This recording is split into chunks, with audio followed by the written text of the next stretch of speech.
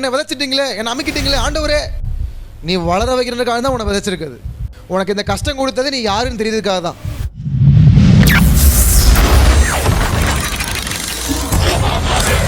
விதைக்கப்பட்டிருக்கலாம், தண்ணி இல்லாமல் இருக்கலாம், பேச்சு துணைக்கு ஆள் இல்லாமல் இருக்கலாம், ஒதுக்கப்பட்டிருக்கலாம், உங்களை கேட்பார் ஆள் இல்லாமல் இருக்கலாம், விசாரிக்காம ஆள் இல்லாமல் இருக்கலாம், உங்களை ஊழியம் பெரிதாக வளராமல் இருக்கலாம், வீட்டில் பெரிய ஆசீர்வாதம் இல்லாமல் இருக்கலாம். இதுக்கெல்லாம்காக இயேசு எனக்குள்ளே இல்லைன்னு ஆயிடாது. இதெல்லாம் வச்சு நான் இயேசுவை கும்பிடல, இதெல்லாம் ரெண்டாவது. எனக்கு இயேசு தான் ஃபஸ்ட்டு.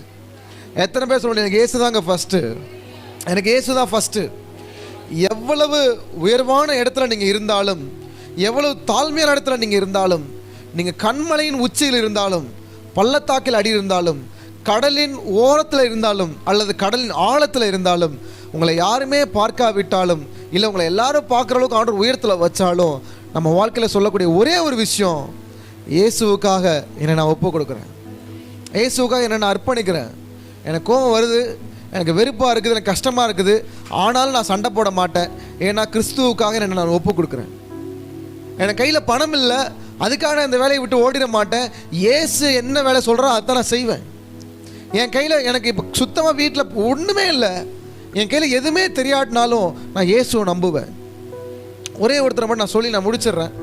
பைபிளில் யோபுன்னு ஒருத்தர் இருக்கிறார், அவங்க எல்லாருக்கும் தெரியும், நான் பல முறை சொல்லியிருக்கேன்.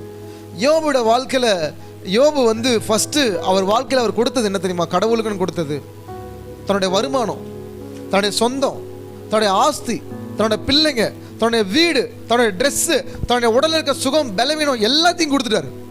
இதுக்கு மேலே கொடுக்கறதுக்கு ஒன்றுமே கிடையாது. அவர் ஜீவன் மாத்திரம்தான் இருக்குது. அந்த ஜீவனோட வச்சுட்டு சொல்கிறாரு, எனக்குள்ள ஒரு ஜீவன் இருக்குது, அதை என்ன வாழ வைக்குன்றாரு. ஒரு ஆமேன்னு சொல்லுங்களேன். ஒருவேளை நான் யோபுவோட மனைவியாக இருந்திருந்தா, நான் ஒரு பெண்ணாக இருந்து நான் யோபுவை கட்டிக்கிட்டு, ஐயா நான் சொல்லுவேன், ஐயா நல்லா சுகமோகமாக வாழ்ந்தப்பெல்லாம் உங்க கூட இருந்தேன், நல்லா ஊர்லெல்லாம் குதிரை வண்டி வச்சு ரவுண்டு ஓட்டினீங்க, அப்போல்லாம் உங்கள் பின்னாடி உட்காந்து ஜாலியாக என் புருஷன் சொல்லிட்டு சுற்றுனேன். ஆனால் இப்போ உங்களுக்கு ஒரு கஷ்டம் வந்துருச்சு, இப்போவும் நான் உங்க கூட தான் இருப்பேன் அப்படின்னு சொல்கிறது தான் நல்ல குடும்ப பெண்ணுக்கு அழகு. ஆனால் அந்த அம்மா அப்படி சொன்னாங்களா? எப்படி சொன்னாங்க?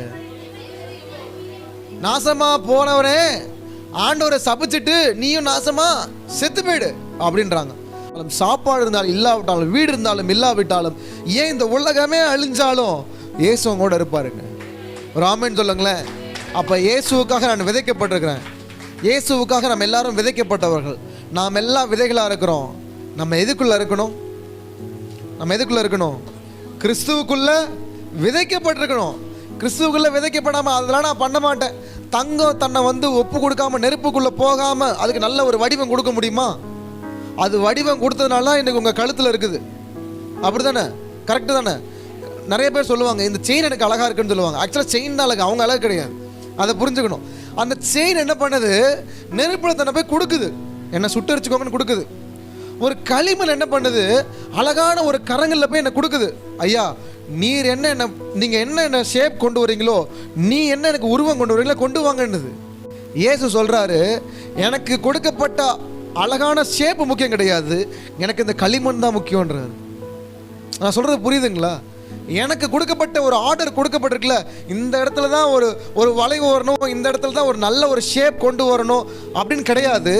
எனக்கு இந்த களிமண் தான் முக்கியன்றார். அப்பேற்பட்ட நல்ல தெய்வங்க அவர். நம்முடைய வாழ்க்கையில் நம் கிறிஸ்துவுக்குள்ள ஒப்பு கொடுக்காவிட்டால் நம்முடைய வாழ்க்கையில் நம்மளால் வளர முடியாது. இன்று நாம் கஷ்டப்படுற எல்லா பாடுகளும், இன்று நாம் கஷ்டப்படுற எல்லா வேதனைகளும், இன்று நான் மண்ணுக்குள்ளே இருக்கிற சூழ்நிலைகளும், இதெல்லாம் என்னை புதைச்சிட்டேன்னு சொல்லி சாத்தான் நினச்சிட்டு இருக்கிறான். இவனுக்கு வறுமையை கொடுத்தா இவன் புதைச்சிருவான், கிறிஸ்துவை விட்டு ஓடிடுவான். இவனுக்கு வியாதியை கொடுத்தா கிறிஸ்துவை விட்டு ஓடிடுவான். இவனுக்கு வந்து ஒரு கெட்ட பேரை கொண்டு போனால் கிறிஸ்துவை விட்டு ஓடிடுவான். இல்லை, இவனுடைய வாழ்க்கையில் ஒரு வறுமையும் ஒரு கஷ்டத்தையும் பட்னி கொண்டு வந்தால் கிறிஸ்துவை விட்டு ஓடிடலான்னு, நம்மளை புதைச்சிடலான்னு ஒவ்வொரு நாளும் சாத்தான் ரவுண்டு கட்டி சுற்றிட்டு இருக்கான். ஆனால் இயேசு என்ன பண்ணுவார்? சாத்தான் எந்த இடத்துல புதைச்சானோ அதே இடத்துல நம்மளை விதைச்சு வளர வைப்பாருங்க. ஒரு ஆமென் சொல்லுங்களேன். எந்த கண்கள் நம்மளை புதைத்து நம்மளை தரைக்குள்ளே போட்டு காலை போட்டு அழுத்தி செத்து போயிட்டான்டா அப்படின்னு சொல்லி புதைச்சதோ, அதே கண்ணு பார்க்குற அளவுக்கு நம்மளை உயிரை வளர வைப்பாருங்க. அப்படிப்பட்ட நல்ல தெய்வங்க அவரை போய் எப்படி விட முடியும்? அவர் எப்படி வேணான்னு சொல்ல முடியும்? எங்க உங்களுக்காக நீங்க இருப்பீங்களோ இல்லை, உங்களுக்காக நீங்களே ஒரு டைம் சோர்ந்து போயிருவீங்க. எனக்கு யாருமே இல்லைப்பா அப்படின்னு ஒரு சூழ்நிலை வரும்பொழுது உங்கள் மனசில் ஒன்று இருக்கணும், எனக்காக. நம்ம எல்லாரும் பூமியில் தானே இருக்கிறோம், யாரும் ஏலியன்ஸ் கிடையாதுல்ல, ஏற்றுக்கிற வாசிகள் யாரும் கிடையாது. சரி, அப்போ நம்ம எல்லாரும் பூமியில் தான் இருக்கிறோம், அப்போ மண்ணுக்குள்ளே இருக்கிறோம். அப்போ நம்ம பூமிக்குள்ளே இந்த உலகத்தின் பாடுகளுக்குள்ளே நம்ம அம்மிங்க இருக்கிறோம். இந்த பாடுகளுக்குள்ளே நம்ம அம்மிங்க இருக்கும்பொழுது நமக்குள்ளே ஒன்று தான் தேவை. அது என்னது?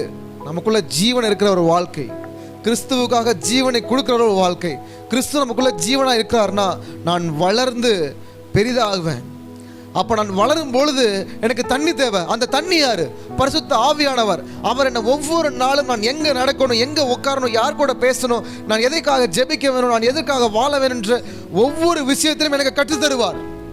நான் வளர்ந்து கொண்டே இருக்கும் பொழுது அடுத்து எனக்கு என்ன தேவை? சூரிய ஒளி தேவை. இயேசு தான் என்னுடைய சூரிய ஒளி. அவர் தான் எனக்கு மங்காத பிரகாசம். என் ஒளி அவர் தான். அந்த செடி வளரும் பொழுது நீங்கள் நல்லா பார்த்தீங்கன்னா தெரியும், ஒரு குட்டியாக ஒரு செடி வளர்ந்துச்சுன்னா அது ஈஸியாக பிடுங்கி போட்டுடலாம். அதுக்கு பெரிய புல்டோசரை கொண்டு வருவீங்களா? எங்க சொல்லுங்க. உங்கள் வீட்டில் ஒரு குட்டி செடி வளருது, அக்கா கடைசியில் கவனிங்கக்கா, உங்கள் வீட்டில் ஒரு குட்டி செடி வளருது. அந்த செடியை நீங்கள் எடுப்பதற்கு புல்டோசரை கூட்டு வருவீங்களா? ஜேசிபியை கூட்டு வருவீங்களா? ஜேசிபி ஐயா, எங்கள் வீட்டில் ஒரு செடி இருக்குங்கய்யா, ஒரு 50,000 ரூபா செலவு கொடுத்து அந்த செடி எடுத்துறேன் வாங்க அப்படின்னு கூட்டு போனால் அவங்க கிட்ட இத்தினோண்டு ஒரு செடி இருந்தால் அவர் உங்களை பார்த்து என்ன சொல்லுவார்? இதை நீயே கையில் பிடிங்கி போட்டு போயிடலாம்லையா, என்னையும் கூப்பிட்ட அப்படின்றவார். அப்போ உங்கள் வீட்டில் ஒரு பெரிய ஒரு ஆலமரமாக ஒன்று வளர்ந்துருக்குது, அதை நீங்கள் போய்ட்டு என் கையால் பிடிச்சி இழுக்க முடியுமா? அப்போ முடியாது. அப்போ கிறிஸ்துவுக்குள்ள நான் சிறுவனாக இருக்கும் பொழுது, நீங்கள் இந்த சபைக்கு வரும்பொழுது, இயேசு உங்களை வளர வைக்கும் பொழுது சாத்தான் என்ன பண்ணுவானா, இவன் வளரும் பொழுதே இவனை கொன்றணும். நான் சொல்கிறது புரியுதுங்களா? இவன் குட்டியாக இருக்கும் பொழுதே அப்படின்னு சொல்லி தூக்கி போட்டோம்னா இவன் செத்து போயிடுவான். 2 நாள் அவனே செத்து போயிடுவான் விசுவாசம் இல்லாமல். ஆனால் இந்த விசுவாசத்தையும் இவன் கூட வளர வைப்பதற்கு ஒரு வேலி அமைச்சு போடுறாரு ஆண்டவர். சூரிய ஒளியாக இருக்கும்போது அவர் டைரக்டாக வந்து நிற்க முடியாது, எரிஞ்சு போயிடுவோம். நம்ம அவ்வளோ பரிசுத்தமான தேவை நம்ம பக்கத்தில் வர முடியாது. அப்போ என்ன பண்ணுறாரு? நம் வளர வைப்பதற்கு நம்மளை சுற்றி இருக்க விசுவாசிகளையும் சபைகளையும் ஜெப கூட்டங்களையும் உருவாக்கி வைக்கிறார். அப்போ அந்த செடி குட்டியாக வளர்ந்துக்கிட்டே போகுது. இப்போ இந்த செடி வளர வளர வளர இதுக்கு ஆபத்தும் அதிகமாகுது. கரெக்டாக இல்லையா? ஒரு குட்டி செடியாக இருந்தால் ஆடுகள் கண்களுக்கு அது படாது, மாடு கண்களுக்கு அது படாது. ஆனால் அந்த செடி வளரும் போது ஆடு கணக்கு அது பற்றும். அவ்வளோ செடி பார்க்கும். அதெல்லாம் ஆலமரம் ஆகிட்டா எல்லாரும் இவன் நல்லா வந்து உட்காந்துருவாங்க. இவன் மூலியமாக ஒரு 10 பேர் வந்து ஜெபத்துக்கு வந்துடுவாங்க. அப்போ வளர விடாமல் பண்ணணும். அப்போ என்ன பண்ணணும்? முதல்ல இவனுக்கு எதிரிகளை உருவாக்கணும். எப்படி? ஆடு மாதிரி வருவான், நல்லா தலையாட்டும், ஆடு மாதிரி நல்லா தலையாடுவான், டபக்கு நம்மளை முழுகிடுவாங்க. அவர்கள் ஆடுகள் கிடையாது, அவர்கள் ஓநாய்கள். கிறிஸ்துவுக்குள்ள போர்த்தி கொண்டப்பட்ட ஓநாய்கள். கிறிஸ்துவுக்காக வாழுகிறேன் அப்படின்னு சொல்லிட்டு எல்லாம் அக்கிரமம் பண்ணுற ஓநாய்கள். கிறிஸ்துவுக்காக எல்லாமே பண்ணுறேன் பிரதர், நான் எல்லாத்தையும் விட்டு கொடுக்குறேன் அப்படின்னு சொல்லிட்டு ஒரு வார்த்தை அவங்கள பற்றி நீங்கள் தப்பாக சொன்னால் அவங்களால பொறுத்திருக்க முடியாது. அப்போ அவங்க என்ன பண்ணல? கிறிஸ்துவுக்குள்ள தன்னை விதைக்க ஒப்பு கொடுக்கல. அப்போ இன்னைக்கு நம்ம விதைக்க நம்ம ஒப்பு கொடுக்க பற்றுக்கிறோம் அப்படின்னா ஒரு விதைக்கு கோபம் வரக்கூடாது, ஒரு விதைக்கு டென்ஷன் ஆகக்கூடாது, ஒரு விதைக்கு வெறுப்புகள் வரக்கூடாது. ஏனென்றால் கிறிஸ்து நமக்குள்ள ஜீவனாக இருக்கிறார். இப்போ இந்த ஆடுகள் என்ன பண்ணுது? அதை எப்படியாவது முழுங்கிடலான்னு வரும்பொழுது ஆண்டவர் என்ன பண்ணுறாரு? சபைன்ற ஒரு வேலையை சுற்றி அமைக்கிறாரு. அந்த வளரும் போது அதற்கு கூட ஒரு குச்சி வைப்பாங்க. பார்த்தீங்களா? ஒரு செடி வளரும்போது கூட ஒரு குச்சி வைப்பாங்க. ஏன் குச்சி வைக்கிறாங்க? அது குச்சி வச்சு நடக்குதா? அக்கா சொல்லுங்க, ஏன் குச்சி நிப்பாட்டுறாங்க பக்கத்தில்? கரெக்டாக சொல்கிறீங்க. அது அங்கிட்டும் வளராமல் இங்கிட்டும் வளராமல் சைடு லெஃப்ட் ரைட்டு அது பாட்டுக்கு சுற்றிடக்கூடாது. கீழே செடி இப்படி வளரணும், இப்படி மண்ணுக்கு நேராக உள்ளே போயிடக்கூடாது. அப்போ அதுக்கு நேராக கிறிஸ்துவுக்கு நேராக வளர வைப்பதற்கு ஜெபங்களையும் ஜெப கூட்டங்களையும் சபைகளையும் உங்களுக்கு கொடுக்குறாரு. அந்த பக்கத்தில் ஒரு குச்சி கட்டி போடுறாரு. அந்த குச்சி யாரு? உங்கள் சபை பாஸ்டர். உங்கள் சபை பாஸ்டர் உங்கள் பக்கத்தில் வச்சு கட்டி போடுறாரு. ஏன்னா நீங்கள் கிறிஸ்துவுக்குள்ளே வரணும் பொழுது இந்த குச்சி உங்களுக்கு தேவைப்படும், ஆரம்ப கட்டத்தில் தேவைப்படும். ஆனால் அந்த நீங்கள் வரல ஒரு குறிப்பிட்ட ஸ்டேஜ் நீங்கள் வளர்த்துட்டீங்களா இந்த குச்சி உங்களுக்கு தேவைப்படாது. அன்றைக்கி நீங்களே ஒரு பெரிய குச்சியாக மாறிடுவீங்க. அன்றைக்கி அந்த மரத்துலேருந்து ஒரு குச்சிகளை பறக்கிடுவாங்க. அன்றைக்கி அந்த மரத்துலேருந்து ஒரு 10 குச்சிகளை வெட்டி கொண்டு போய் ஊன வச்சு வளர வச்சுருவாங்க. அப்போ இன்றைக்கி நம்ம கிறிஸ்துவுக்குள்ளே நடப்பட்டுருக்கிறோம்னா, கிறிஸ்துவுக்குள்ளே நம்ம வாழ்கிறோம்னா நம்ம ஒரே ஒரு விஷயம் தாங்க பண்ணணும். நாம் எல்லாரும் விதைகள். அதை நான் சொல்கிற எத்தனை பேருக்கு புரியுறவங்க மாத்திரம் கை தூக்குங்களேன். சரி, அப்போ கிறிஸ்துவுக்குள்ளே நம்ம இருக்கிறோம்னா நம்ம ஆண்டவருக்கு விளைச்சலை கொடுக்கணுமா இல்லை உளைச்சலை கொடுக்குறோமா? நம்ம விளைச்சலை கொடுக்குறேன்னு சொல்கிறோம், ஆனால் ஆண்டவருக்கு நிறைய நேரத்தில் உளைச்சலை தான் கொடுக்குறோம். அது மன உளைச்சலை கொடுக்குறோம். ஆண்டவர் சொல்வார், இவனை போய் மண்ணில் புதைச்சி வச்சு வளருவேன்னு பார்த்தா மண்ணுக்குள்ளேயே போக மாட்டேன் ஏசப்பா அப்படின்னா இவனை வச்சு எப்படி வளர வைக்கிறது?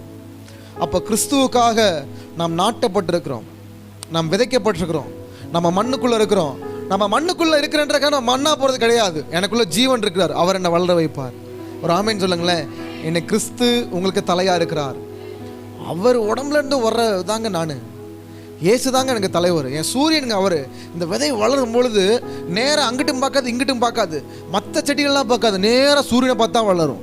சூரியனை பார்த்தா தான் அதுக்கு தேவையான சக்தி கிடைக்கும். பரிசுத்தவர் இருந்தால் தான் அந்த நமக்கு தேவையான சக்தி கிடைக்கும், நம்ம இந்த உலகத்துக்கு வாழ்க்கை பலன் கிடைக்கும். இன்றைக்கி நிறைய கிறிஸ்துவ சபைகளில் நாட்டப்பட்ட விதைகள் வளர்றப்ப நல்லா வளருது, கொஞ்ச நாள் பார்த்தா காணாமல் போயிடுது. சாத்தான் என்ன பண்ணிடுறான், நீ வளரும் போதே உன் விசுவாசத்தை கிடைக்கிறான், தூக்கி பிடிங்கி போட்டுறான். நமக்கு அப்படி போடாதபடிக்கு நம்முடைய வாழ்க்கையில் நமக்கு யார் வேணும்னா நமக்குள்ளே இயேசு இருக்கணும், நமக்குள்ளே ஜீவன் இருக்கணும். பரிசுத்த ஆவியானவர் துணையோடு இந்த உலகத்தை நம்ம மேற்கொள்ள போகிறோம். ஒரு நாளில் ஒரு நாள் எந்த கால்கள் நம்மளை தரைக்குள்ளே போட்டு அமுக்கினதோ அதே கால் வைக்க முடியாத அளவுக்கு தேவன் நம்மளை உயர மரமாக வைப்பாருங்க. அந்த மரத்தில் அநேக கிளைகள் உண்டாகும். அந்த கிளையை எடுத்து தான் அநேக பேருக்கு நட்டை வச்சு, எப்பா இந்த செடியோட கட்டி போடுப்பா, இது வளரும்பா அப்படின்பாங்க. அதால் செடி வாழ்க்கை கொடுக்க முடியாது, கனி தர முடியாது. அப்போ இன்றைக்கி நம்ம எல்லாரும் கோதுமை மணி போல் நம்மளாம் இருக்கிறோம். ஒரு கோதுமை எவ்வளோ பெருசு இருக்கும்? இவ்வளோ பெருசு இருக்குமா? அது பலாப்பழம், என்ன கரெக்டு தானே? இத்தனை பெருசாக இருந்தால் அது பேர் என்னது? அதுதான் கோதுமை. அந்த கோதுமை மண்ணுக்குள்ளே போச்சுன்னா அதுக்குள்ளே நான் சொல்கிறேன், ஒரு குட்டி கோதுமைக்குள்ளே 1000 கோதுமைகள் இருக்குது.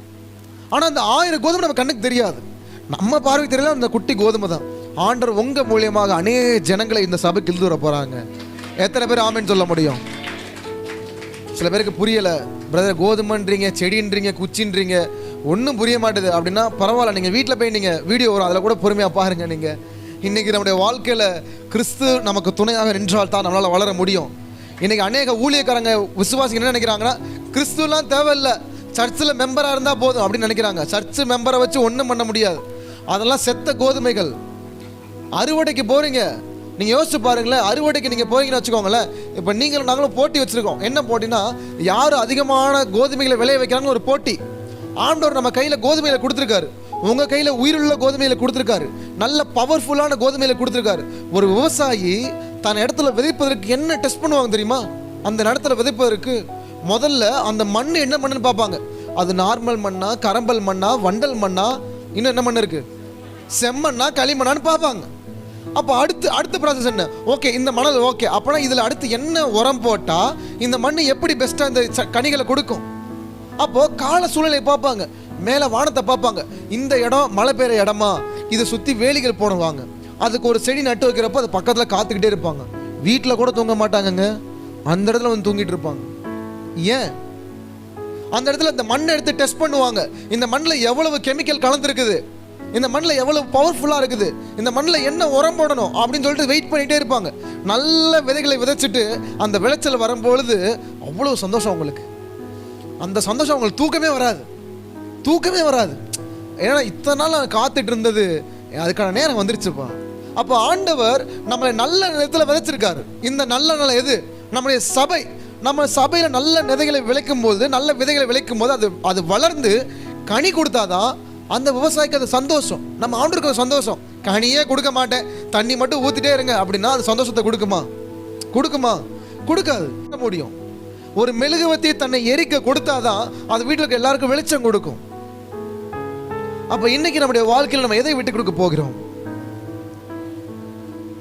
ஒரு கிட்டார் இருக்குது, ஒரு நரம்பு, ஒரு சுரமண்டலம் இருக்குது, ஒரு வீணை இருக்குதுன்னா அந்த வீணை நரம்பை இழுத்தாதான் அதுலேருந்து நல்ல சவுண்டு பிறக்கும். அப்போ இன்னைக்கு ஆண்டவர் நம்முடைய வாழ்க்கையில் நமக்கு விதையாக கொடுக்கப்பட்டிருக்கிறார். அப்போ நம்ம விதையாக இருக்கிற நம்ம எதுக்குள்ளே இருக்கணும்? யாருக்குள்ளே இருக்கணும்? அப்போ விதையாக இருக்கிற நம்ம கிறிஸ்துவுக்குள்ளே விதைக்கப்படணும். அப்போ கிறிஸ்துவுக்குள்ளே நம்ம விதைக்கப்பட்டிருக்கிறோம்னா, நமக்குள்ளே இயேசு இருக்கிறார்னா, நம்ம மரமாய் வளரணும்னா முதல்ல நமக்கு தேவை தண்ணீர். நமக்கு தண்ணீர் யாரு? பரிசுத்த ஆவியானவர் நமக்கு தண்ணீராக இருப்பார். பரிசுத்த ஆவியானவர் நமக்கு தண்ணீராக இருப்பார். நம்மளை வளர வைப்பது யாரு? இயேசு கிறிஸ்து சூரியனாக இருப்பார். நம்ம இந்த பூமியில் இருக்கிறப்போ, நம் நிலத்தில் விழுகிறப்போ, அந்த விதை யாருக்குமே தெரியாமல் ஒரு நிலத்தில் விதைக்கப்பட்டிருந்தாலும் யாருடைய கண்களும் அதை பார்க்காமல் இருந்தாலும் அந்த விதை மற்றொரு மேலேருந்து பார்க்கும்போது அதை புதைச்சிட்டாங்கயா அப்படின்னு சொல்லும் போது அது புதைஞ்சு போகாது, அது திரும்பவும் வளரும். ஒரு ஆமேன்னு சொல்லுங்களேன். நான் சொல்கிறேன், எத்தனை பேருக்கு புரியுது? இன்றைக்கி உங்கள் விசுவாச வாழ்க்கையில் புதைச்ச மாதிரி இருக்கலாம், மண்ணுக்குள்ளே போட்டிருக்கலாம், யாருமே பார்க்காமல் இருக்கலாம், யாருமே நினைக்காமல் இருக்கலாம். ஆனால் ஒரு நாள் வரும், கிறிஸ்து நமக்கு மழையாக வரும்பொழுது பரிசுத்தவாவின் துணையோடு கூட நம்மளும் இந்த பூமியிலிருந்து இந்த தடங்கள்லாம் விலகி நாம் முளைச்சி வெளியே வந்து நிற்போங்க. ஒரு ஆமேன்னு சொல்லுங்களேன். நாம் வளர்ந்து நிற்போம். நம்மளை பார்க்குறவங்க அன்னைக்கு சாதாரணமாக பார்க்க மாட்டாங்க. இவன் ஒன்றுமில்லாமல் கிடந்தானே, மண்ணுக்குள்ளே கிடந்தானே, இவன் எப்படி வளர்ந்து வந்தான் அப்படின்னு பார்க்கும் பொழுது நமக்குள்ளே யார் இருக்கிறார்னா நமக்குள்ளே இயேசு இருக்கிறார், நமக்குள்ளே ஜீவன் இருக்குது. ஒரு நல்ல முட்டையும் அவிச்ச முட்டையும் போயிட்டு கோழிக்கிட்ட கொடுத்து அடக்காக்க சொன்னோம்னா 80 நாள் ஆனாலும் அந்த அவிச்ச முட்டை பொரிக்காது, அப்படி தானே? ஏன்னா அதுக்குள்ளே என்ன இல்லை? ஜீவன் இல்லை. இன்னைக்கு நிறைய கிறிஸ்தவர்கள் ஜீவன் இல்லாமல் ஊழியம் பண்ணுறாங்க, நிறைய கிறிஸ்தவர்கள் ஜீவன் இல்லாமல் சபைக்கு வராங்க, நிறைய கிறிஸ்தவர்கள் ஜீவன் இல்லாமல் ஆராதனை பண்ணுறாங்க, நிறைய கிறிஸ்தவர்கள் ஜீவன் இல்லாமல் பிரசங்கம் பண்ணலாம். ஆனால் யார் ஜீவனுக்குள்ளே இருக்கிறார்னா கிறிஸ்து நமக்கு ஜீவன், சாவு நமக்கு.